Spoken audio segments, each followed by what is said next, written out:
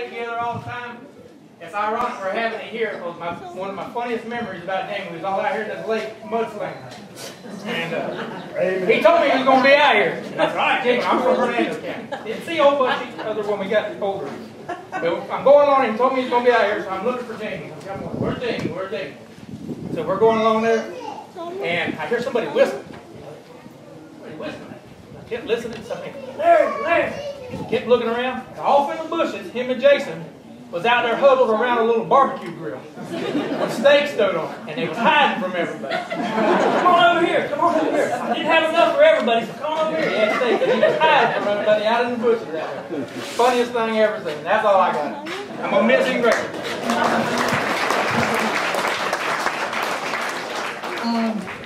I got to be Jamie's boss at Sherwood. He came in to work out and help him on the holidays. And so Tracy put me in charge. Okay, show Jamie what to do, show him how to cut the flowers. So I did. So anyway, we were really busy, go. And all of a sudden, there was all these buckets. And I told him, how much to cut off. He cut off. There was only about this much left. I said, Jamie, why did you cut so much off? He said, oh, they're only flowers. You can't eat them. And I'm going to miss him so much. Well, there's me and my friend. I got him in the rail buggies. He got me in the airboats. I think anybody that's been with Jamie's got a story about being stranded, right? But I bought his first airboat, my first airboat.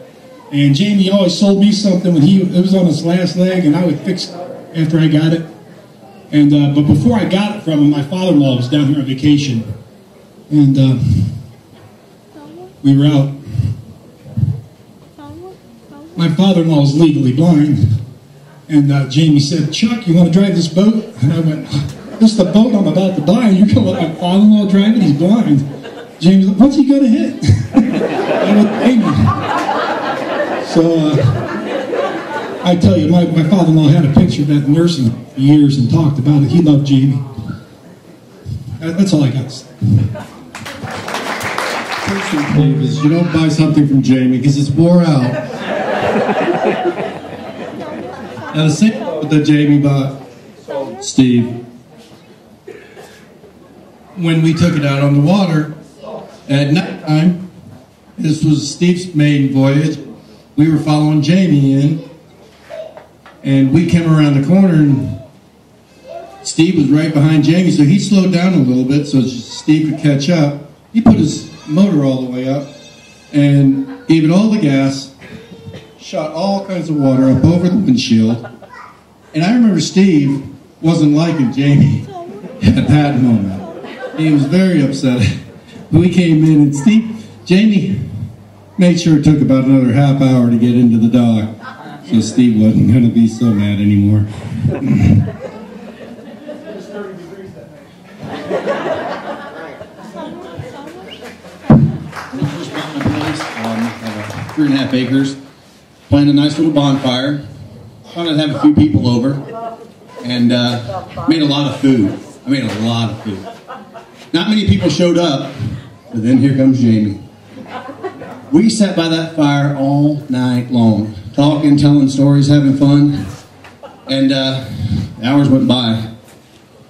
Jamie looked at me and goes, "Well, you know what? I've had a little too much to drink, and I don't need to drive home, and you've made an awful lot of food." So we went into the house, sat on the couch, we watched TV, listened to more music, and he ate, and he ate, and he ate. Went to sleep. I woke up the next day, Jamie was gone. Gates open, walk outside, my neighbor goes, "Hey, are you missing a bull?" I go, "No, I don't have a bull." He goes, "Well, Boss Hog left this morning about 7 a.m. I saw the horns on the front of his car." So, that's just one of those great memories about Jamie. You saw him coming, you saw him going. She had to go out of state and pick her son up. And the car she had wasn't very good. It was an older model. Wasn't sure if it'd make it or not make it back. And to pick up her son, Jamie was really concerned. Jamie just bought his truck brand new. Didn't have it for very long at all. Handed her the keys. Said, "You know what? I just bought my truck. It's beautiful. I love it. It's got full coverage. Be careful." and gave her the truck and took her car for however long she needed it, and she got to go pick her son up and come back safely. That's how Jamie was, taking care of everybody.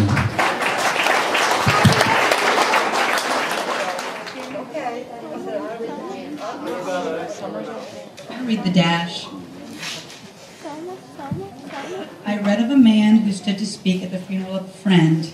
He referred to the dates on his tombstone from the beginning to the end. He noted that the first came the date of his birth and spoke of the following dates with tears. But he said that what mattered most of all was the dash between those years. For the dash represents all the time that we spent alive on earth, and now only those who loved him know what the little dash was worth. For it matters not how much we own, the cars, the house, the cash. What matters is how we live, we love, and how we spend our dash. So think about this long and hard. Are there things you'd like to change? But you never know how much time is left. You could be at dash mid-range. If we could just slow down enough to consider what's true and real, and always try to understand the way other people feel, and be less quick to anger and show appreciation more, and love the people in our lives like we've never loved before, and Jamie did that. If we treat each other with respect and more often wear a smile, remembering this little special dash might only last a little while. So when your eulogy's being read with your life's action to rehash, would you be proud of the things they say about how you spent your dash? Jamie spent and lived one heck of a dash, and I just wish, like everyone here, that it was a lot longer. And the hug, Jamie's hug. I gotta say something about his hug, that big, beautiful bear hug. Because when Jamie hugged you, you felt love. You know that he loved you. And, I had so much just forgot. He just was an absolute wonderful, wonderful person. I've been around for 23 years. It's like my brother-in-law. Of course, I'm Jason's girl from way back when. And Jamie was just very, very close to me, as all the family is. And I'm going to miss him very, very much.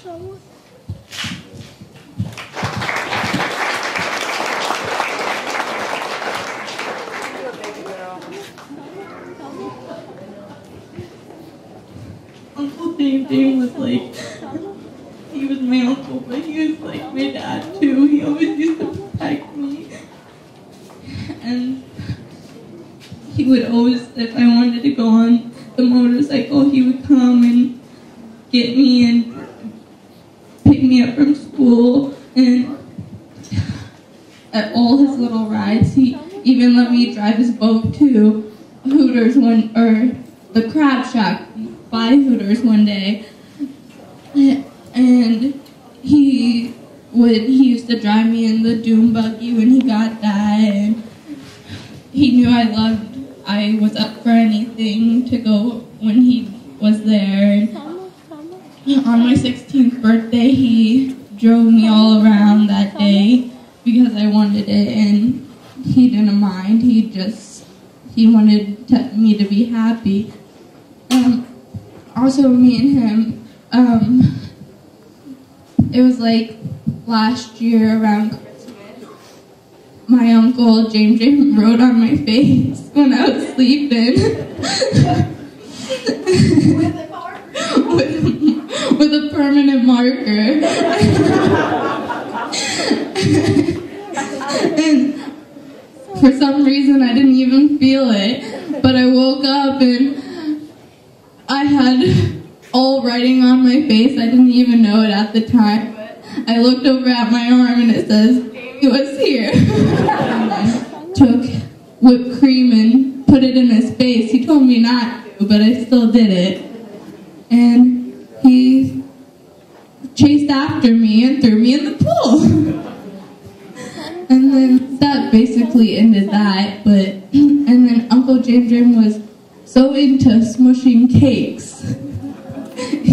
That was his favorite thing. Grandmama didn't like it, but we always dug our finger in the side of the cake because of Uncle James.